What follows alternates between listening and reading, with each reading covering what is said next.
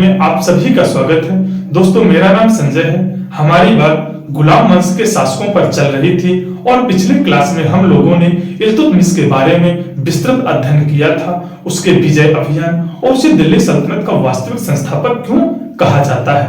दोस्तों, आज हम इल्तुतमिश के उत्तराधिकारियों के बारे में बात करेंगे कि कौन उसका उत्तराधिकारी था और कौन कब से कितने समय तक शासक बनता है, और जो तुर्क एक चिहलगानी के सरदार जो इल्तुतमिश के गुलाम थे, उनका प्रभुत्व कैसे देखने को मिलता है और उन्हें किंग मेकर क्यों कहा जाता है। आज उनके बारे में एक एक बिंदुवार करके हम चर्चाएं करेंगे। तो दोस्तों, शुरू करते हैं कि इल्तुतमिश अपने जीवन काल में ही हो गई थी और उसका कोई भी पुत्र शासक बनने के योग्य नहीं था। तब वह जब ग्वालियर अभियान 1230-31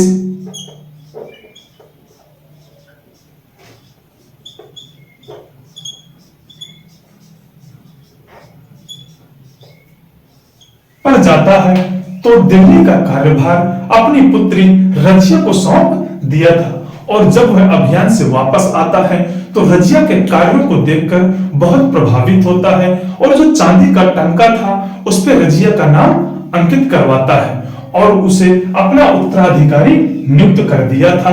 किंतु जब 1236 ईस्वी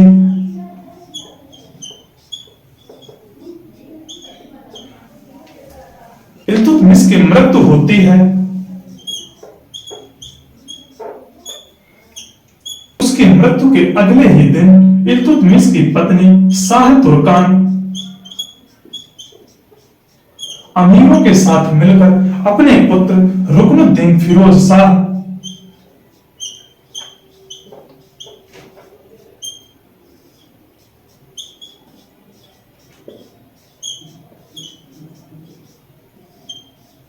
को दिल्ली की गद्दी पर बैठा देती है। अगर बात करें कि रुकनुद्दीन फिरोज शाह दिल्ली की गद्दी पर कब बैठता है, मई 1236 ईस्वी में रुकनुद्दीन शासक बनता है और शाह तुर्कान और इसकी संरक्षिका के रूप में कार्य करती है। शाह तुर्कान को क्रूर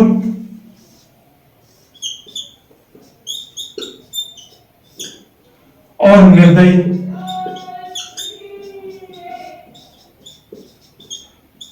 महिला कहा जाता था, क्योंकि यह इल्तुतमिश के परिवार के अन्य सदस्यों का खात्मा शुरू कर देती है। एक इतिहासकार मिनहाज हैं जो कहते हैं कि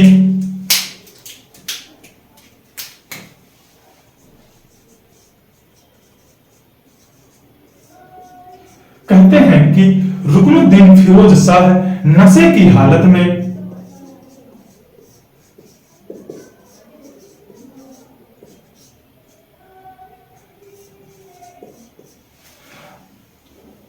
धन लुटाता था और विलासी प्रवृत्ति का इंसान था, जिसके कारण उसके साम्राज्य में विद्रोह की भावना पनपने लगी और मुल्तान तथा लाहौर के इक्तादार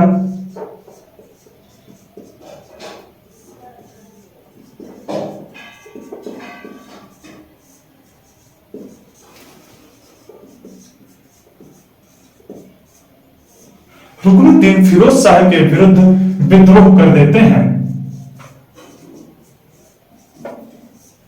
जब रुकनुद्दीन विद्रोह को दबाने के लिए जाता है तो वहीं नवंबर 36 रुकनुद्दीन की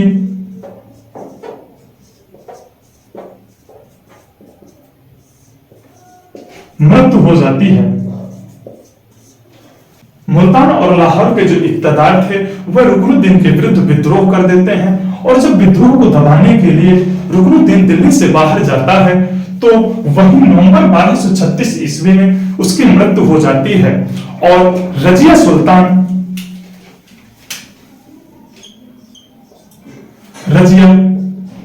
दिल्ली की जनता के सामने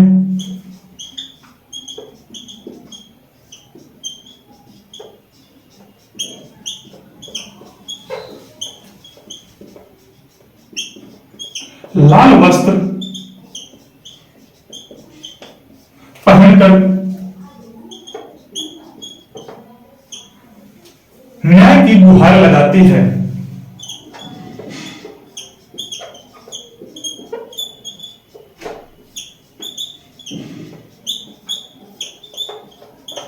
और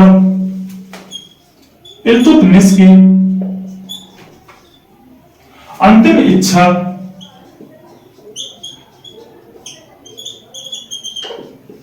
को याद दिलवाकर उनका समर्थन प्राप्त कर लेती है, प्राप्त कर लेती है।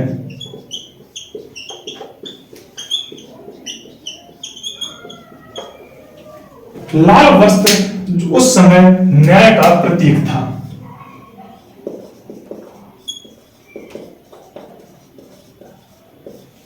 पहनकर वह दिल्ली की जनता के सामने न्याय की गुहार लगाती है और इल्तुतमिश की अंतिम इच्छा को याद दिलवाकर सभी को अपने पक्ष में या अपने समर्थन का प्राप्त कर लेती है। इस पूरे प्रकरण का निष्कर्ष यह निकलता है कि उत्तराधिकार के मामले में पहली बार जन समूह ने भाग लिया था। अब हम बात करते हैं रजिया सुल्तान के बारे में।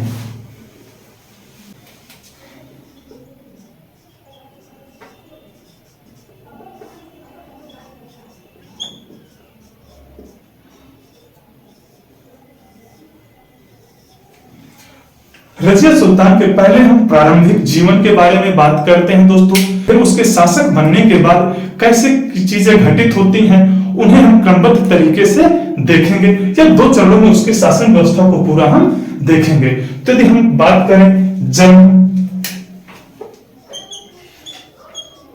रजिया का जन्म 1205 ईस्वी बदायूं में हुआ था। जब इल्तुतमिश बदायूं का इक्तदार था उसी समय इसका जन्म हुआ था। माता तुर्कमान खातून,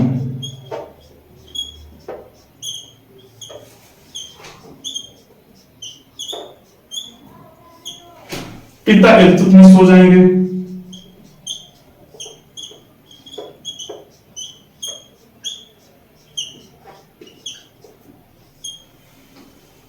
उपाधि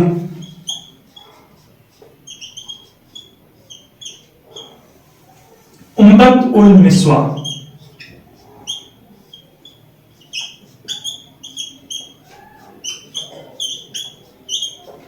उपाधि क्या हो जाएगी?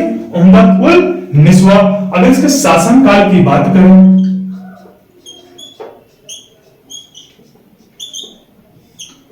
1236 से 1240 ईस्वी तक यह दिल्ली की गद्दी पर शासन करते हैं। रजिया सुल्तान नवंबर 1236 ईस्वी में दिल्ली की गद्दी पर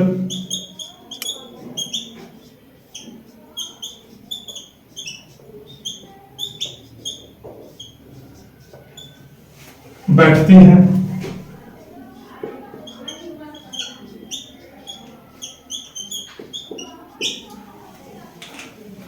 यह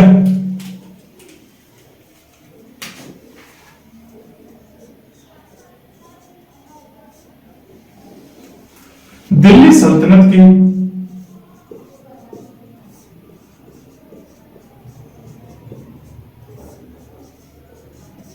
एकमात्र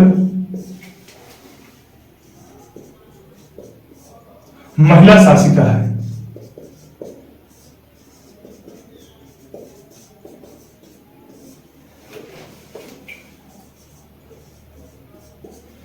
क्या दोस्तों 1205 ईस्वी बदायूं में हुआ था। इनकी माता का नाम तुर्कमान खातून, पिता इल्तुतमिश और इनकी उपाधि उम्मत उल निस्वा है। शासनकाल 1236 से लेकर 1240 ईस्वी तक है। अगर बात करें कि रजिया सुल्तान दिल्ली की गद्दी पर कब बैठती है तो नवंबर 1236 ईस्वी में यह दिल्ली की गद्दी पर शासनरत होती है। यह दिल्ली की एकमात्र महिला शासिका है जो दिल्ली सल्तनत पर शासन करती है। अब हम बात करेंगे कि दोस्तों रजिया सुल्तान शासक बनने के बाद कैसे उसका प्रशासन और कैसे अपने शासन प्रशासन में भाग लेती है और फिर इसके दरबार में विरोध, कुछ लोग विरोधी हो जाते हैं और विद्रोह करते हैं। तो दोस्तों यदि हम बात करें कि रजिया सुल्तान महिला थी जिसके कारण दरबारी इसे पसंद नहीं करते थे और यह दरबार में पुरुषों की भांति साफा पहन और तलवार लेकर के दरबार में आती थी और पूरी कार्रवाइयां करती थी और अपने दरबारियों के साथ राजनीतिक मंत्रणाएं करती थी, जिसके कारण और दोस्तों रजिया सुल्तान स्वयं युद्ध का में सेना का नेतृत्व करती थी और तलवार लेकर के युद्ध करती थी, जिसके कारण जो वजीर निजामुल मुल्क जुनैदी और कई इक्तदार जो लाहौर, मुल्तान, हासी, बदायूं के, वह एक संघ बनाकर रजिया सुल्तान के विरुद्ध विद्रोह कर देते हैं। तो दोस्तों हम बात करते हैं कि रजिया सुल्तान के विरोधी।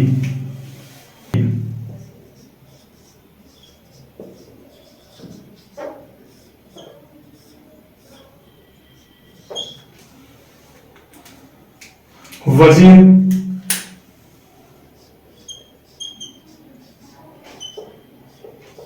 निजामुल मुल्क जुनैदी।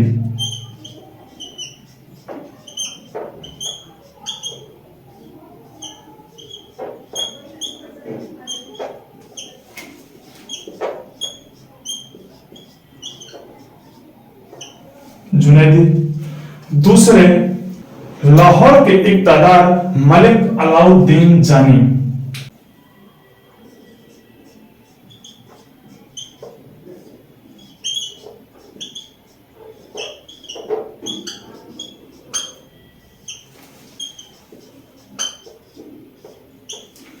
तीसरा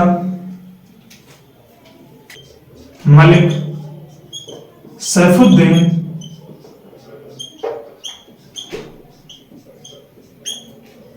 कूची। मलिक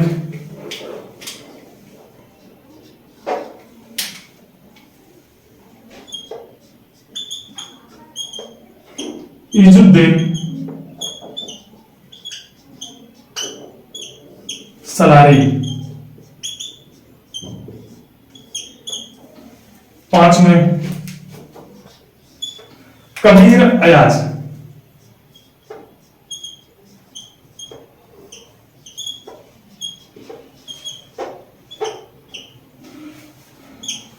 यह दोस्तों इक्तदार थे मलिक अलाउद्दीन जानी। लाहौर, कहां का इक्तदार था? लाहौर। मलिक सैफुद्दीन कूची हासी,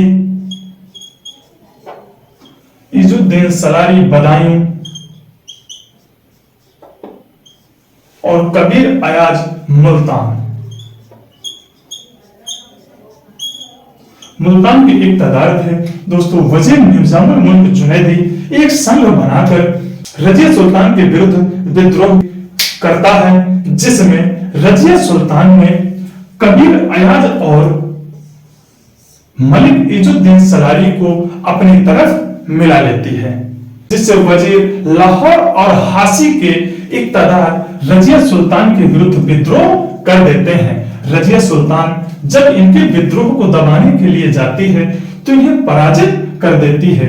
दोस्तों इस जो विद्रोह का नेतृत्व कर रहा था वह निजामुल मुल्क जुनैदी कर रहा था और जब यह युद्ध में पराजित हो जाते हैं तो विद्रोह का नेता जुनैदी भाग जाता है और पंजाब की ओर सिरमौर पहाड़ियों पर इसकी मृत्यु हो जाती है और इस तरीके से रजिया सुल्तान ने चतुराई के साथ इनके विद्रोह को दबा देती है। अब दोस्तों हम बात करें कि रजिया सुल्तान के समर्थक कौन कौन थे।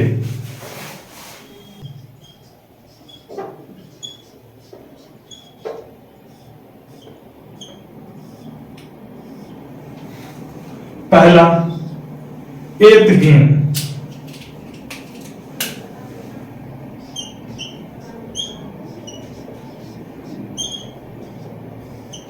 जो अमीर ए हाजिब के पद पर तैनात था। कौन था? अमीर ए हाजिब।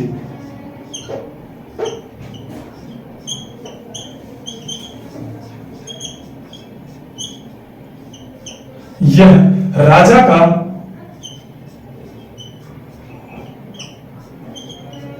पीए यानी सर्वे सर्वा यह सलाहकार होता था। अगला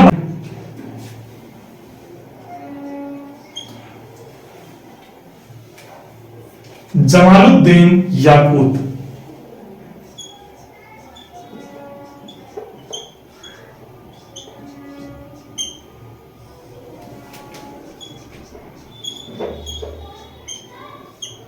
यह अमीर ए आखूर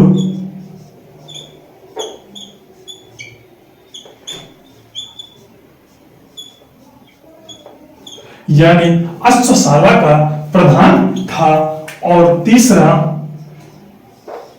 भटिंडा का इक्तदार अल्तुनिया। कौन था? अल्तुनिया।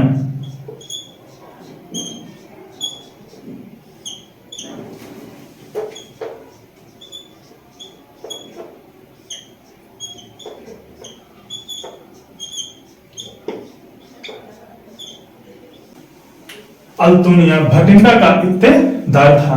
दोस्तों एतगिन के कहने पर अल्तुनिया ने रजिया सुल्तान के विरुद्ध विद्रोह कर देता है और जब इस विद्रोह को दबाने के लिए रजिया सुल्तान जाती है तो उसे गिरफ्तार कर लेता है और जेल में डाल देता है। तो क्या है दोस्तों?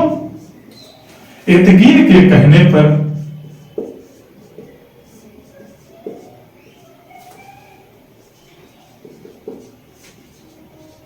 अल्तुनिया विद्रोह कर देता है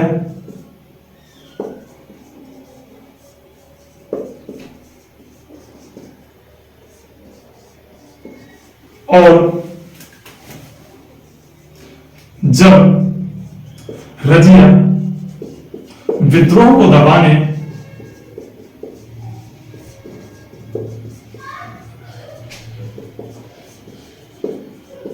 जाती है तो अल्तुनिया रजिया को बंदी बना लेता है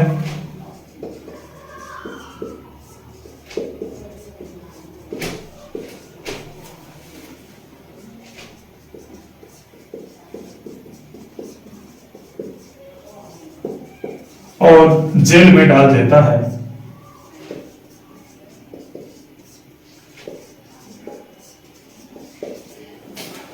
तब एतगिन ने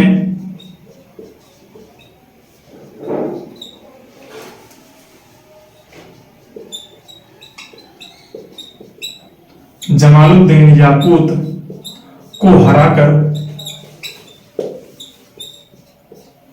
मुइजुद्दीन बहराम शाह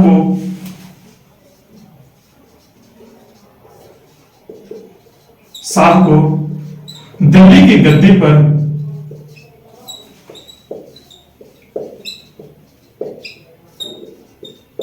बैठा देता है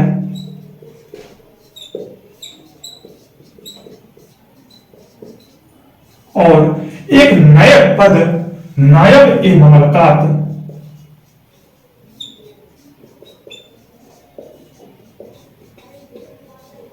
का गठन करता है और स्वयं इस पद पर नियुक्त हो जाता है।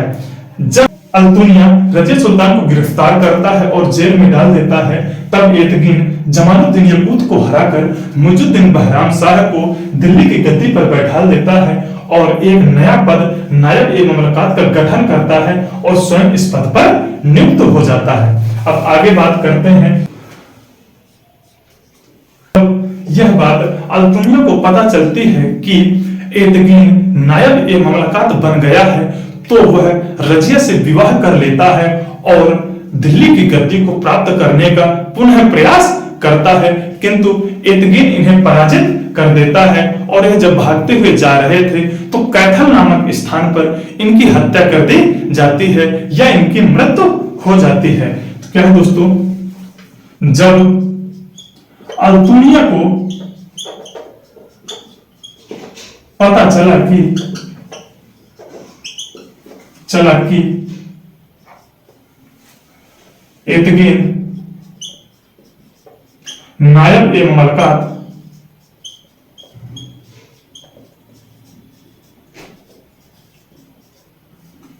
के पद पर नियुक्त हो गया,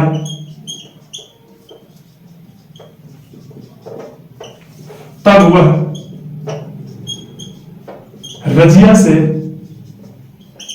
विवाह कर लेता है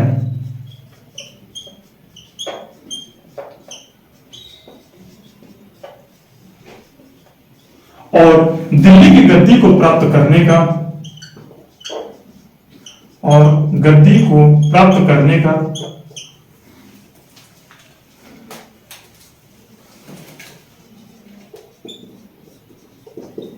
पुनः प्रयास करता है,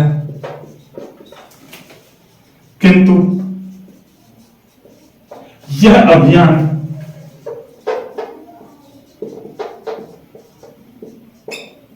असफल रहा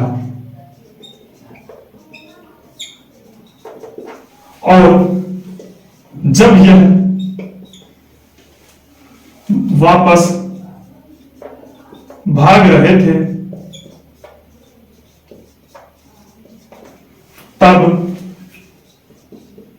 कैथल नामक स्थान पर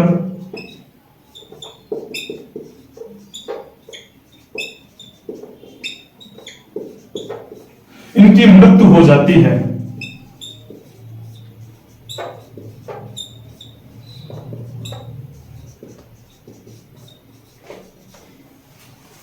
या इन्हें मार दिया जाता है।